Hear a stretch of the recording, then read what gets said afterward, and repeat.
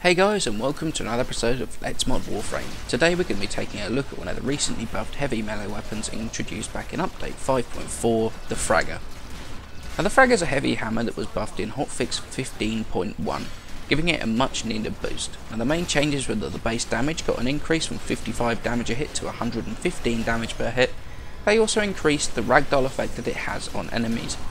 Now this buff to the base damage of the weapon actually makes it one of the hardest hitting melee weapons in the game, with only a couple of weapons having a higher base damage than that. The Fragor also comes with an AoE knockdown effect with a 5 meter area, knocking all enemies within that radius to the ground.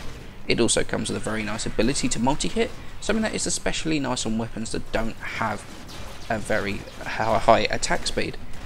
It also comes with a very good critical chance of 20% and a damage multiplier of 200%, meaning that a berserker build on this weapon is not only viable, but makes the weapon very nice to use.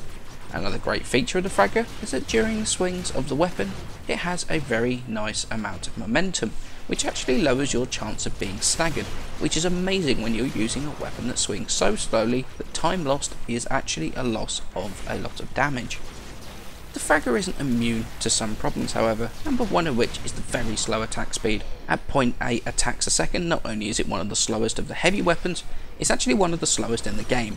Now this can be mitigated slightly with the use of the Brock hammer skin, which not only makes your Fragor look like the hammer wielded by Lech Krill, it's also one of the only skins in the game to actually give a stat increase when you're using it. Now the Brock hammer skin increases your attack speed by 5%, while reducing your channeling efficiency by 10%. This is definitely a worthwhile addition to the weapon, and can be acquired using alerts, making it somewhat difficult to get, although totally worth it when you do. The Fragor also has the unfortunate downside of creating screen shake while it's being used, which can be a little annoying if being used for extended amounts of time, although that said it's nowhere near as bad as the Sindo. It also has problems with its finishing attack taking a decent amount of time to complete, making you very vulnerable during that time. And as you can imagine, due to the Fragor being a heavy weapon, the stamina cost is very high, meaning a stamina build on your frame is definitely worth it when wielding a heavy weapon such as this. Okay, so let's move on to starting to mod the Fragor. Now we have got a whole bunch of mods that are going to remain the same between all three of our builds, and realistically it's only going to be those elemental combos that are going to change.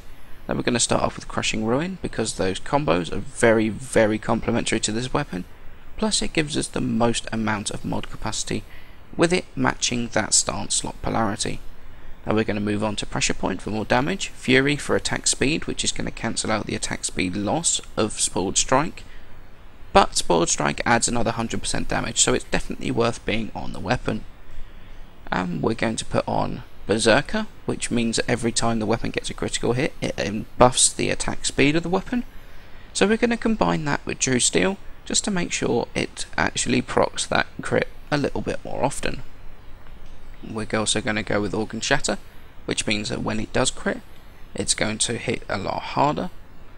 And then for Grenier, because of the amount of mod points that the elemental combos take on these weapons, we're going to go with Virulent Scourge and Northwind to bring up viral damage, which is good against that cloned flesh. Now against the Corpus, because of the amazing impact damage on the weapon, we're going to go with a max poison build with Virulent Scourge and Fever Strike, which means that poison's going to help with those fleshier units, whilst the impact is going to deal with the shields. Now for our Void build, we're going to go with Virulent Scourge and Shocking Touch to bring up that corrosive damage, which is much better against those armoured units in the Void. Okay, so now on to the part of the episode as to whether I feel the weapon is worth the effort and worth the cost of the catalyst, and the answer to that for me is absolutely yes it is. Ever since Melee 2.0, the heavy melee weapons have been seriously lacking, and really not worth bringing to a mission in the slightest. However, in this case, now the damage has been buffed to the extent where the slow attack speed is less of an issue, it's seriously worth a consideration now. The damage combined with the actually pretty reasonable attack speed with Berserker makes this one of the hardest hitting melee weapons in the game, and an asset to anybody's arsenal. And normally when I do these melee review videos I talk a little bit about the stance mods and why I would take one over the other. However, in the case of the Fragor, and honestly majority of the heavy melee, I really can't do this. This is because I feel that both of the stance mods for the heavy weapons are amazing, and it's really down to personal preference which one you use. Although saying that, I do love Crushing Ruin because of that jump attack, and it really helps to keep close range enemies on the floor and to keep them stunned while I go in for another combo. So bearing in mind the choice of stances, is this weapon worth putting Former on? And the answer to that is completely personal preference again. You can put a Former on the stance polarity if you wish to change that out for the other stance, and that's really down to which set of combos you prefer, and it's definitely worth doing some testing to see which ones you like, and then decide from there. It's also possible to put other formers on the weapon to free up some more room to max out those dash polarity elemental mods. With a status chance of only 10%, I would recommend using those dash polarity elementals rather than the V polarity dual stat ones, purely because the damage output is so much higher, and the status increase is really not worth the damage drop from the lower elementals. So in essence, the Fragor has gone from being one of the worst melee weapons in the game to one of the best.